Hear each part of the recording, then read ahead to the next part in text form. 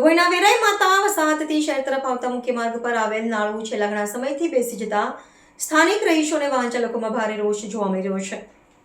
આ નાળાની નીચેથી વરસાદી કાંસ પસાર થતી હોવાથી જો વહેલી તકે તેનું સમારકામ કરવામાં નહીં આવે તો ચોમાસામાં મોટી દુર્ઘટના સર્જાવાની પૂરેપૂરી શક્યતા છે. તંત્રની કામચલાઉ નીતિથી હાલાકી ગત ચોમાસા દરમિયાન આ નાળાનો એક મોટો ભાગ જમીનમાં બેસી ગયો હતો. તે સમયે તંત્ર દ્વારા માત્ર કપચી નાખીને કામચલાઉ થીગડું મારવામાં આવ્યું હતું. હાલ પરિસ્થિતિ એવી છે કે વાહનોને નુકસાન, રસ્તા પર વેરાયેલી કપચીના કારણે વાહન ચાલકોના ટાયરમાં પંચર પડવાના કિસ્સાઓ વધી રહ્યા છે. અકસ્માતનો ભય, નાળું બેસી ગયેલું હોવાથી રાત્રિના સમયે અજાણ્યા વાહન ચાલકો ખાડામાં પટકાય તેવી સ્થિતિ છે.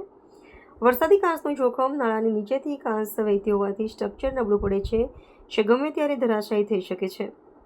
સ્થાનિકોની માંગ, ચોમાસા પહેલા કાયમી ઉકેલ લાવો. વેરાઈ માતા વસાહતમાં રહીશોની સ્પષ્ટ માંગ છે કે આગામી ચોમાસું શરૂ થાય તે પહેલાં નાળાનું મજબૂત રિપેરિંગ કરવામાં આવે અથવા તો નવું આરસીસી નાળું બનાવવામાં આવે. જો તંત્રની બેદરકારીના કારણે અહીં કોઈ જાનહાનિ કે મોટી દુર્ઘટના થશે તો તેનો જવાબદાર કોણ?